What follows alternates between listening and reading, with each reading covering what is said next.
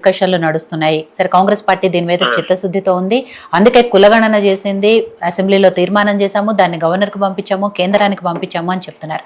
కానీ పెండింగ్ లో ఉంది. దానివల్ల ఏం చేయాలో తెలియని పరిస్థితుల్లో ఉన్నారు. బట్ పార్టీ పరంగా మాత్రం లోకల్ ఎలక్షన్స్ లో 42% రిజర్వేషన్ ఇచ్చేదాంతోనే కాంగ్రెస్ పార్టీ ముందుకెళ్తుంది అన్నారు. రేపు ఎలక్షన్లు జరిగితే కూడా అదే స్టాండ్ తో ఉన్నాము అని చెప్తున్నారు. సో ఇవాళ గవర్నర్ ఆమోదం లభించింది, ఇక రేపో ఎల్లుండో నోటిఫికేషన్ వస్తుంది లోకల్ బాడీ ఎలక్షన్లని కొన్ని వార్తలు వచ్చాయి. ఆ తర్వాత సరే అది అవాస్తవం అని తేలింది. ఇప్పటికీ కాంగ్రెస్ పార్టీ పరిస్థితి ఏంటి అనేది, ఎందుకంటే కోర్టు విధించిన గడువు ఈ నెలాఖరు లోపల స్థానిక సంస్థల ఎలక్షన్లు పెట్టాలని, ఒకవైపు గడువు దగ్గరకు వస్తోంది. ఇప్పటి వరకు స్థానిక సంస్థలు పెడతారా లేదా ఎటువంటి క్లారిటీ లేదు. 42% రిజర్వేషన్ బిల్లుకు సంబంధించి కూడా క్లారిటీ లేదు. ఏం చేయబోతోంది కాంగ్రెస్ పార్టీ అని అంటే, ఇచ్చిన హామీలు నెరవేర్చలేదు కాబట్టి, గ్రామాల్లో ప్రజల్లో వ్యతిరేకత ఉంది కాబట్టి కాంగ్రెస్ పార్టీ ఎలక్షన్లు పెట్టడానికి కూడా ఆలోచిస్తుంది అనే ప్రతిపక్షాలు కూడా ఆరోపిస్తున్నాయి. మేడం, ఫస్ట్ థింగ్ 42% రిజర్వేషన్ అనేది అది కాంగ్రెస్ పార్టీకో, బీజేపీ పార్టీకో, బీఆర్ఎస్ పార్టీకో ప్రతి ఒక్కరు కూడా దీనిపైన స్టాండ్ నిలబడాల్సి.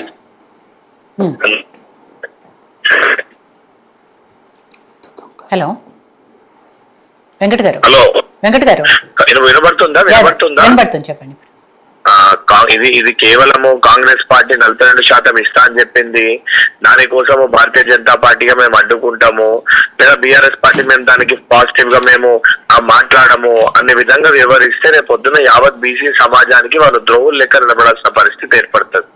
అండ్ రాహుల్ గాంధీ గారు, మా ముఖ్యమంత్రి రేవంత్ రెడ్డి గారు, పిసిసి అధ్యక్షులు మహేష్ కుమార్ గౌడ్ గారు, గతంలో పిసిసి అధ్యక్షులు వర్కింగ్ ప్రెసిడెంట్ రాహుల్ గాంధీ గారు ఇచ్చిన మాట మేరకు మా దానిపైన మేము స్టిక్ ఆన్ అయ్యి ఉండి ఏదైతే సంబంధించి బాధ్యతతోటి వివరించి ఎట్టి పరిస్థితుల్లో ఇప్పియాల్సిందే, 42% తేవాల్సిందే అని ఒక చిత్తశుద్ధితో ఉన్నాం. కాబట్టి ఏవైతే గవర్నమెంట్ పరిధిలో ఏవైతే కానివ్వండి, బిల్లు కానివ్వండి, అసెంబ్లీలో తీసుకొని అవన్నీ కూడా పంపించడం జరిగింది.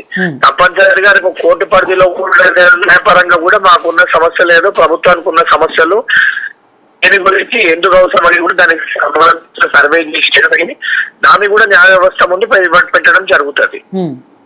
ఎందుకంటే ఇవ్వాలి చెయ్యాలని ఒక చిత్తశుద్ధితో ఉన్నాం కాబట్టి ఇప్పటి వరకు చేస్తాం. రెండో విషయం, కాంగ్రెస్ పార్టీ ఇచ్చిన గ్యారంటీని ఇంప్లిమెంట్ చేసిందా చేయలేదా అని అంటే, ఈ రోజు ఇస్తున్న సంక్షేమ పథకాలు సరే కొన్ని చోట్ల 10-15% ఎక్కడైనా ప్రాబ్లం ఉందేమో ఉండొచ్చు, నేను దాన్ని కాదు అన్నట్లు ఎక్కడైనా చిన్న చిన్న మిస్టేక్స్ అవుతుండొచ్చు. కానీ ఇచ్చిన ప్రతి గ్యారంటీని కూడా 2 సంవత్సరాలు తిరగక ముందే ప్రతి గ్యారంటీని కూడా ఇంప్లిమెంట్ చేయాలని ఒక చిత్తశుద్ధితోటి, బాధ్యతతోటి మా గౌరవ ముఖ్యమంత్రి గారు అనుక్షణం తాపత్రపడుతారు. కాంగ్రెస్ ప్రభుత్వం పనిచేస్తుంది, ఇది ముమ్మాటికి వాస్తవం.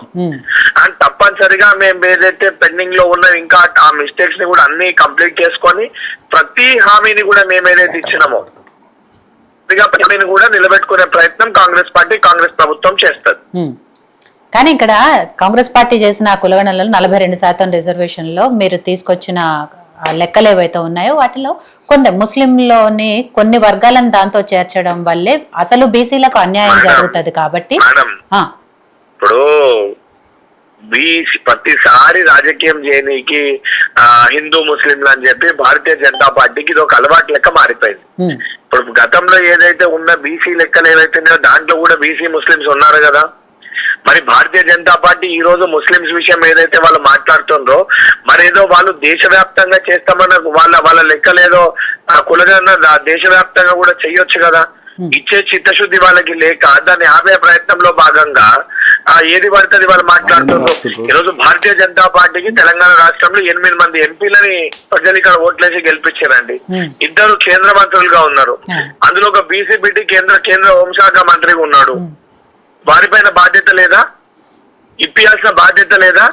ఈ రోజు ఏదైతే 42% ఇస్తామో చెయ్యాలని చెప్పి మాట్లాడుతున్నప్పుడు ఎందుకు దానికి ఈ రోజు ఈడబ్ల్యూఎస్ రిజర్వేషన్ తీసుకొచ్చామండి. నేను కూడా ఒక అగ్రకులానికి చెందిన వ్యక్తిని, కానీ ఈడబ్ల్యూఎస్ రిజర్వేషన్ తీసుకొచ్చినప్పుడు ఇవన్నీ మాట్లాడలేదే భారతీయ జనతా పార్టీ. ఈ రోజు బీసీల కోసం 42% రిజర్వేషన్ తీసుకొని వస్తామంటే దేని గురించి అడ్డుపడే ప్రయత్నం చేస్తున్నారు? పూర్తిగా బీసీలకే ఇచ్చుంటే ఎటువంటి అభ్యంతరం లేదు, కానీ దాంట్లో ముస్లిం వర్గాలను కొంతమంది చేర్చారు కాబట్టి ఇప్పుడు వాళ్ళు ఇవ్వాలనుకుంటారు కదా. మరి ఏదో దేశవ్యాప్తంగా వాళ్ళు లెక్కలు చేసి వాళ్ళు ఇష్ట అయిపోతుంది కదా. ఇప్పుడు అదే కదా చేస్తారు. చిత్తశుద్ధి ఉంటే వాళ్ళు చెయ్యొచ్చు కదా,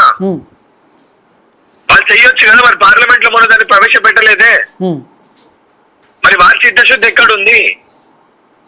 ఈ రోజు హిందూ ముస్లింల పేరిట రాజకీయం చేసి దాన్ని ఆపే ప్రయత్నం చేస్తారు తప్ప దాంట్లో బీసీ సమాజానికి న్యాయం జరుగుతుందంటే దాన్ని ఎందుకు అడ్డుకునే ప్రయత్నం చేస్తారు? ఇప్పుడు వాళ్ళు చెప్తున్నది కూడా అదే కదా, రేపు కులగణన అలాగే జనగణన రెండు చేస్తాము, అసలు బీసీ లెక్కలు బయటకు వస్తాయి. మతపరంగా చర్చలు పెట్టి ఇది కాకూడదు అని ఆపే ప్రయత్నం భారతీయ జనతా పార్టీ చేస్తుంది. ఇది యావత్ బీసీ సమాజము నోటీస్ చేస్తుంది, అందరు కూడా దీన్ని గమనిస్తుండ్రు. బీజేపీ నాయకులు స్టూడియోలో ఉన్నారు, శ్రీనివాస్ గారు ఒకసారి మీతో మాట్లాడతారని.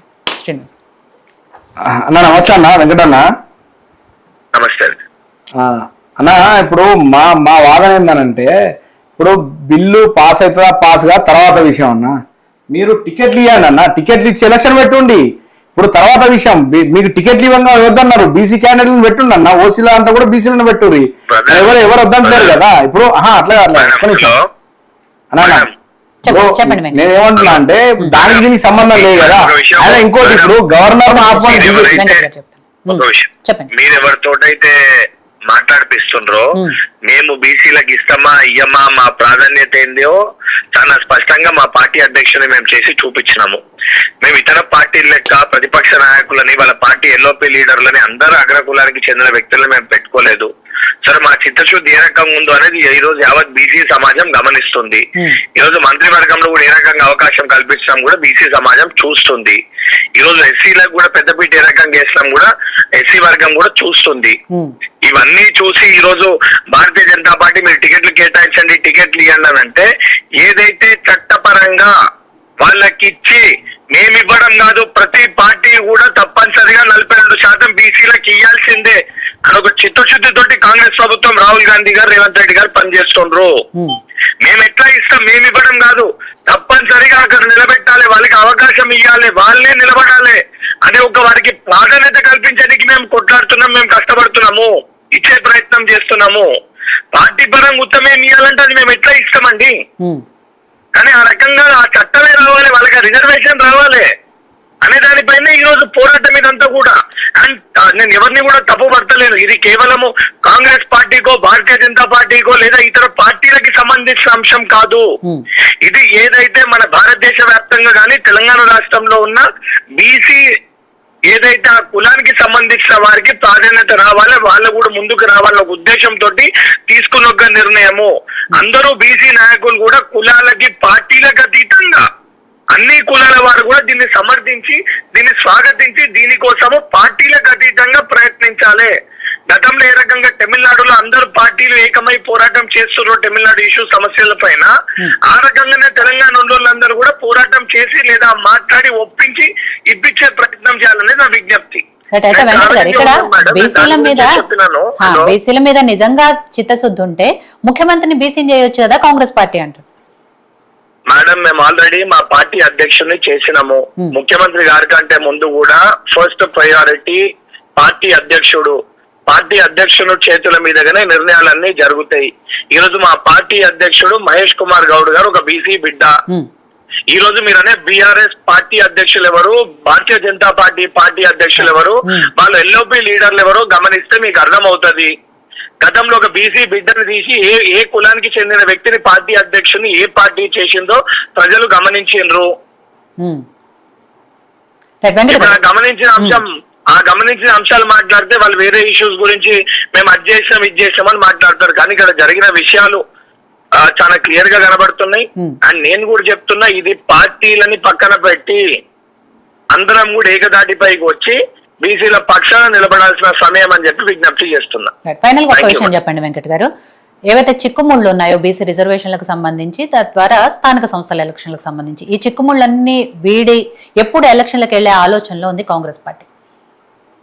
మేడం, సమస్య ఇష్యూ ఏదైతే ఉందో మీరు అన్నట్టు కోర్టు ఒకటి పెట్టమని చెప్పింది, దానికి సంబంధించి పెండింగ్ లో ఉంది. సో ఇవన్నీ లీగల్, ఇవన్నీ ఇష్యూస్ పెట్టుకొని ఇమ్మీడియట్ గా చేసి వెళ్లాలని ఒక ప్రయత్నమే మా ప్రభుత్వం, మా ముఖ్యమంత్రి గారు చేస్తుండ్రు. ఈ డెడ్ లైన్ ఈ సమయంలో ఈ తేదీలో అవుతుందని చెప్పే గానీ ఆ రకంగా చేయించే అవకాశం అనేది నా ఒక్క చేతిలో ఉండదు కదా మేడం. దానికి సంబంధించి ఏదైతే ఆ చిక్కుముళ్ళు మీరు చెప్పిన చిక్కుముళ్ళు అన్నింటినీ కూడా పరిష్కరించి అతి